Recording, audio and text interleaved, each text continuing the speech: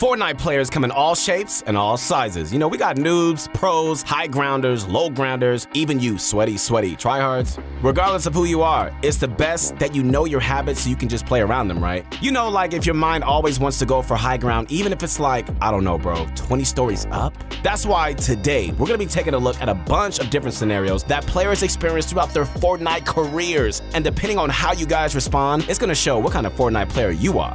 What's going on, guys? It's the Motivation Guy. That's right, your friend, Keith Allen. Hey, I wanna let you know, I wanna encourage you right now, when you make mistakes, you gotta get back up. Every single time you fall, if you just stay on the ground, if you just complain about the situation, you're never going to improve. So, you gotta learn how to make mistakes, shake it off, and keep it pushing. You guys all have greatness on the inside of you. I'm not just saying that, I truly believe it. I'm rooting for you. I am your #1 fan, all right? Connect with me as soon as you can on my Instagram. I would love to hear from you because this is your time. So come on.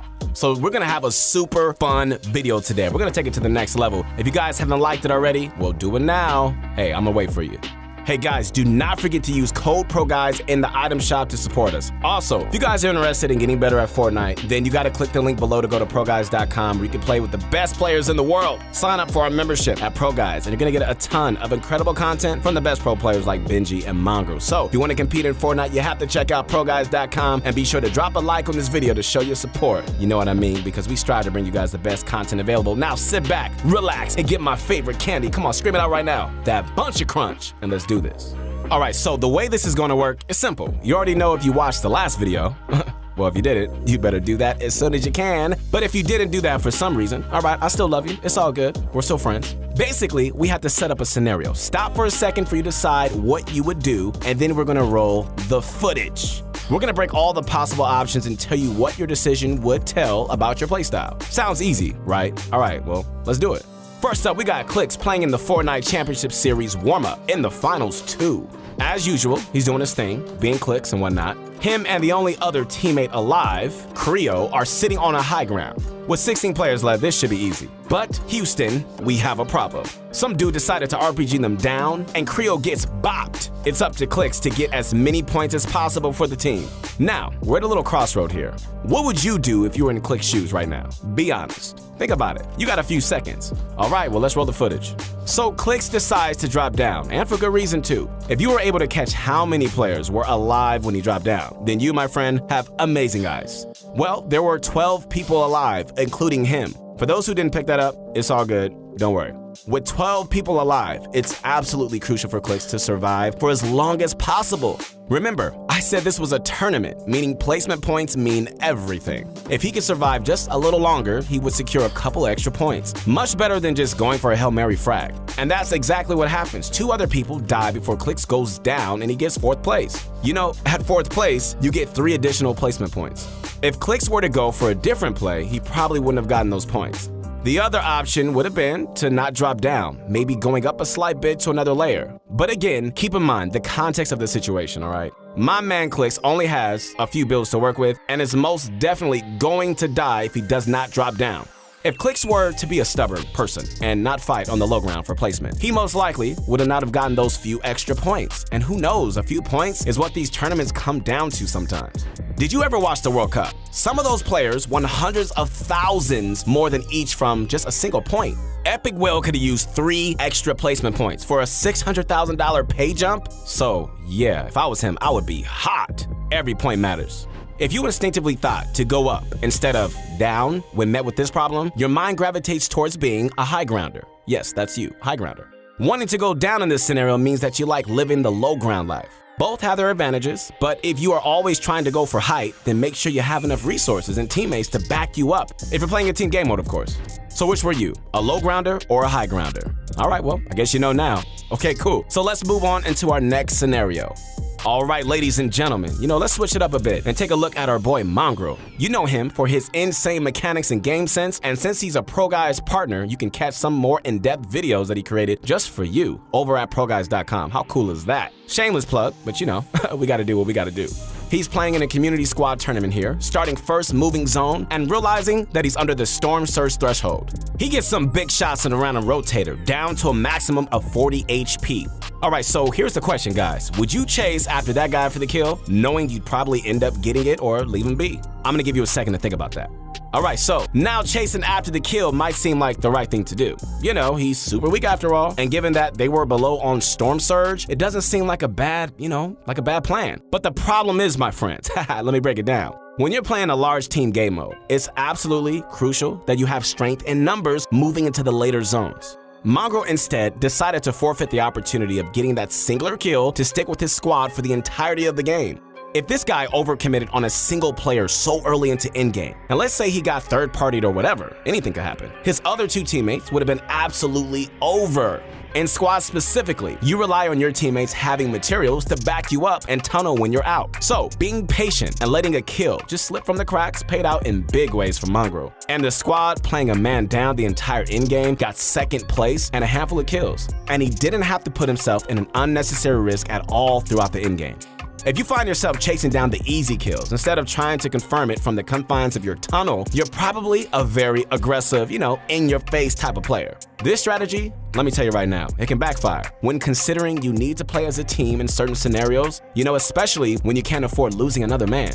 Playing this one like Mongrel means that you're calm, cool, collected, and like to assess the risk versus reward in certain scenarios. You can plan out your strategies in advance and execute them with discipline. Truly a savant in your craft. It's always good to know what player you are because it makes identifying weaknesses a whole lot easier. Alright, so shifting gears a little bit, we've got FaZe Sway, who by the way won 87 wagers in a row against his fans. Oh my goodness. Talk about making bread, right? My goodness. Either way, I found it interesting how Sway played differently compared to his teammates when they were doing 2v2 zone wars. Sway absolutely commits to fighting for height, but it becomes increasingly apparent that he's not going to get it. Oof. He sticks around for a hot minute, alright? Would you guys still fight for high ground at this point, or would you drop down to regroup with your teammate? I'm gonna give you a second to think about it. Alright, so as you can see, big man Sway over here got chopped down and died to fall damage. He was also sitting in zone for a good bit, so I'm sure if committing so much resources and getting so high off the ground was really that solid of a strategy. But then again, he's FaZe Sway, Creative Warrior King. It's funny because his teammate X corresponds to the other side of the players. You can see him drop down and play smart and fight for high ground in a more tactical way. He eventually gets height without fighting for it nearly as much as Sway had to, and clutches out the last round of wagers to get some easy cash. If you thought continuing to fight for height was the best idea possible, then you, my friend, let me tell you right now, you are a certified creative warrior. It would take a true madman like yourself to actually think that fighting for height at that point was still worth it. But hey, more power to you. If you think that was a good idea, then you're more like X. Less brute forcing your way to high ground, use less mats, and outsmart your opponents. I say that this is a bit more of a conservative, tactical approach. Alright, my friends, the last clip comes from Dr. Lupo. He's attempted a pump stomp and gets into an intense build fight. Unfortunately, because Lupo is a content creator, alright, he doesn't practice at the high level and is unprepared to fight against tough situations. He takes a big fall damage and simultaneously gets spammed by a third party. His opponent is relentless, man, and is pressuring his box. Alright, so let's just stop here and decide. What would you do here? And be honest with yourself, alright? Let's roll the footage.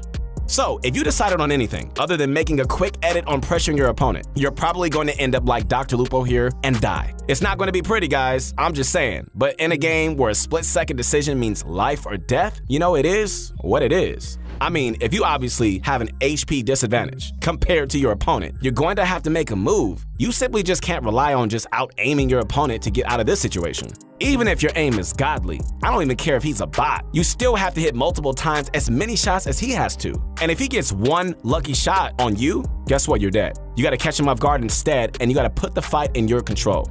If you decided on making a quick edit the moment that someone pressured Lupo's box, then I have to say, bravo, bravo. You, sir, are a real pro. Quick reaction times and good decision making are indicative and crucial for being at the pro level. And on the other hand, my man Lupo represents what the noobs would have done in this scenario. If you think you would have just crumbled in this spot, just like Lupo did, all right, be real, come on. Then you, my friend, I'm sorry to say, but you are probably a beginner. But don't worry, it's all right, I still love you. We're here for you, man. We're here for you, girl. We got you guys, okay? But I got some good news, all right? If you subscribe to our YouTube channel within the next 5 seconds and watch some of our other videos, you instantly are gonna become a pro.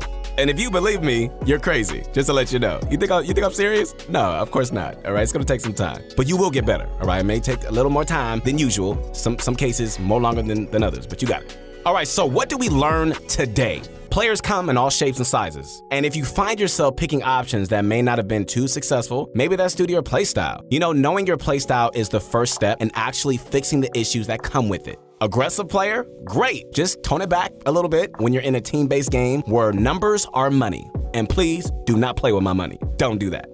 All right, guys, hope you enjoyed this video. Once again, this is the Motivation Guy. That's right, your friend, the one and only Keith Allen. Connect with me as soon as you can on my Instagram because I'm posting up vids to inspire you to do the impossible. You gotta believe it though. Do you believe it? Because you're about to do it. We really hope you enjoyed today's video. Don't forget to use code PROGUYS when you make any sort of purchases. You know, it just really helps us out and we really do appreciate it. Comment down below what you thought about this video and what you'd like to see next. We aim to bring you guys daily quality content. So do us a favor by liking this video, subscribing to the channel, and show PROGUYS.com some love for bringing you this video. Come on now. Thanks for watching. Once again, you already know who it is. Peace.